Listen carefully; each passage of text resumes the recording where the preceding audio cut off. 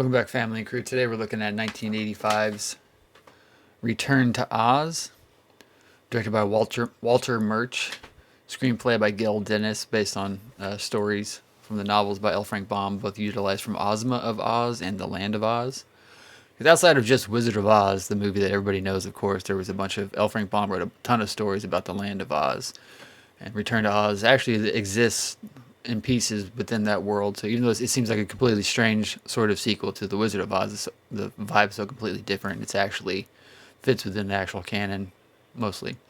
So this is an anniversary edition in a white clamshell from Anchor Bay.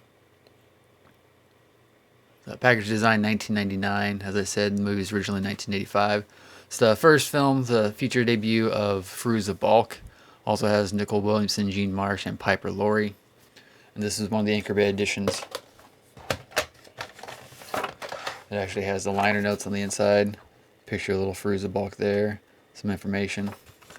And there's an introduction from Fairuza Balk and a little mini documentary featurette about the film on the VHS as well, which I've ripped for the VHS Rip and VHS Inspector channels.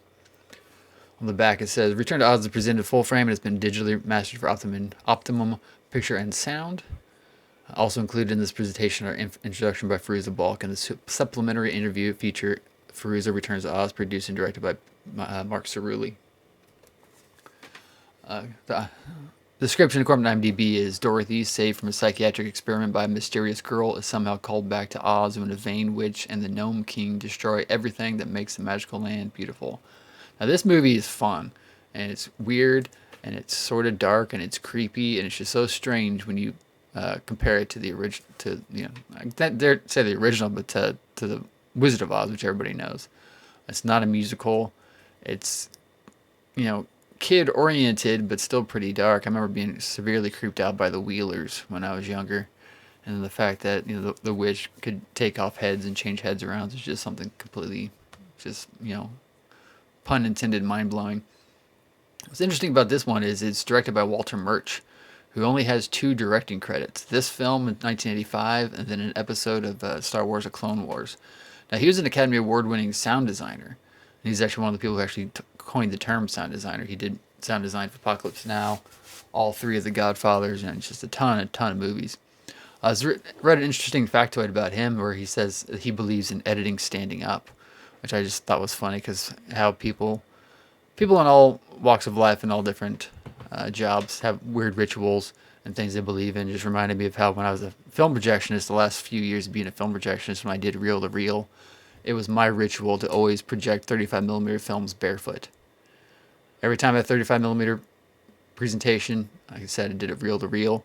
I get the print ready, I get it locked up, get the first reel on, get the second reel on. Before I started the show, I take my shoes off and project barefoot. So if you walked into my projection booth on a Saturday night when I'm doing 35mm, I wasn't wearing shoes. If you want to know why, comment below and ask me, and I'll tell you. Like I said, this is a great movie. A friend of mine, for whatever reason, when we were in high school, was really obsessed with Wizard of Oz. He had a bunch of memorabilia and stuff, kind of like I collected Halloween. He collected Wizard of Oz, but not to the same extent. And he actually bought this, not this particular copy, but I remember going to the Best Buy and talked him into buying this, and he ended up watching it, and he's just like, dude, what the hell was that? I was like, hey, man, it's part of the Oz canon, so let me know your guys' thoughts down below. Were you creeped out by the Wheelers as well? What do you guys think of Walter Murch? I think he's an amazing sound designer. Too bad I never directed another feature. Like, comment, share, subscribe. I'll see you next time.